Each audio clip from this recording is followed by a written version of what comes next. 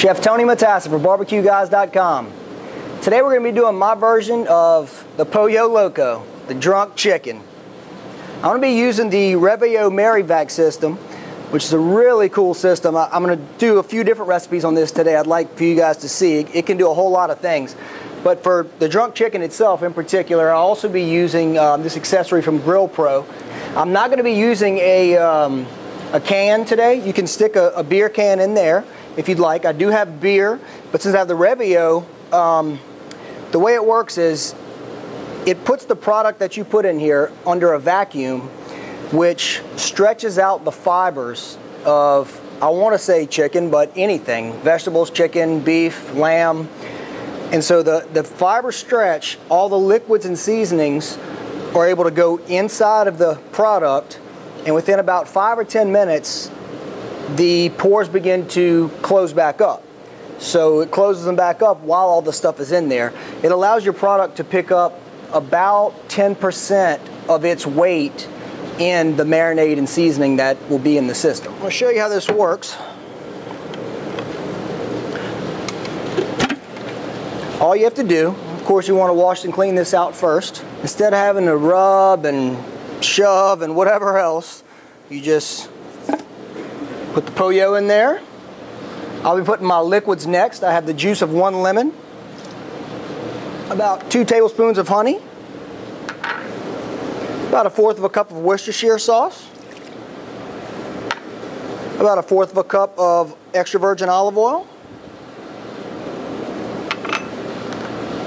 3 tablespoons of butter, your choice of dark beer. I have a local favorite here, and I'm going to put about 3/4 cup to a cup. I'll probably go with a cup today. It smells good. About 2 tablespoons of Dijon mustard. And then we'll get down to the basics here. About 1/4 teaspoon of cayenne pepper. 1 teaspoon of kosher or sea salt. A teaspoon of garlic powder. 2 fresh garlic cloves, finely chopped or minced, whatever you like. A teaspoon of fresh thyme, finely chopped. A tablespoon of fresh rosemary, finely chopped. And a teaspoon of fresh sage leaves, finely chopped. Now all you have to do after that is put the lid on.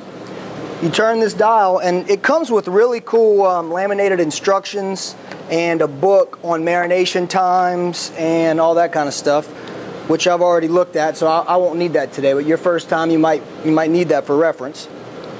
You turn this 1/4 turn. Once you have it closed with the lid on, there's a little compartment in the back of the machine, and later I'll zoom in for you guys to come get a good look at this.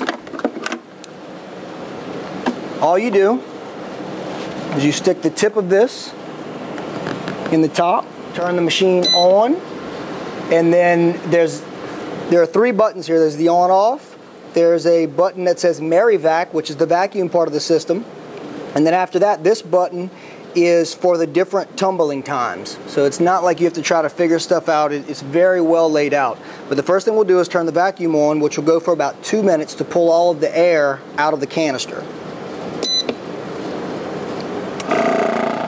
Once the Marivac finishes running, which you can tell because you don't hear it anymore, all you have to do is remove the little pin that's on the end of the hose.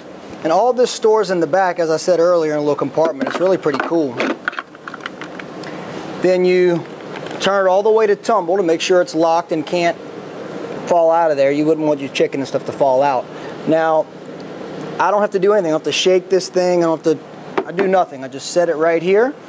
And again, there's a guide that comes with it, but for a whole chicken, you let it tumble for 20 minutes. And all you do is you press it until the red light will, that's it. It'll go to the time that you're going to use, and it starts tumbling it. Now the chicken just finished tumbling. I'm going to show you now. As you can see how it all emulsified from it tumbling. I mean, it all went in as a bunch of different ingredients, and you were able to see them at the bottom earlier, and now you have this almost creamy looking emulsion due to the Dijon and the butter, of course, in here. What you need to do is turn it to the open position, and then on the tip that has the tip of the vacuum line has a little key. Because of the vacuum suction, it can be hard to take off, but with this little key, you just stick it on the side here and turn it up like that. No big deal. It smells great. All right, we're going to stick the chicken on the roasting stand. And I'm going to go ahead and pour the rest of this juice in the pan so that it'll steam up into the chicken, which is basically the same effect that the beer can provides.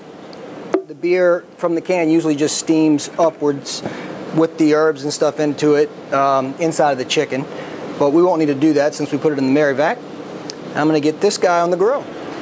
Now I've had the grill preheating for about 15 minutes to medium. You want to go to about a medium-high heat, and you're going to let the chicken cook for about an hour and a quarter, hour and a half, and I'll bring you guys back for updates every probably 20 minutes or so. We'll check on it and see what it looks like. Now I don't want anybody to be alarmed. The chicken, because of the darkness of the particular beer that I chose for it being local, really, it has all caramelized and it gives it a burnt look on the outside. So in this particular case, the skin will not be excellent, but still the chicken itself is going to be great. I'm going to go ahead and take the chicken off because I want to tin it with aluminum foil and let it rest for about 10 minutes or so for the juices to go back and redistribute to where they belong. Now you want to be very careful when taking it out. As you can see at the bottom, it's very hot. I mean, it's boiling liquids basically, and if you spill those on yourself, it's not going to feel very good. And here is our completed meal today. You have the fine salad, the spicy herb new potatoes, and I did want to reassure everyone again, as you can see, the chicken itself is not burned at all.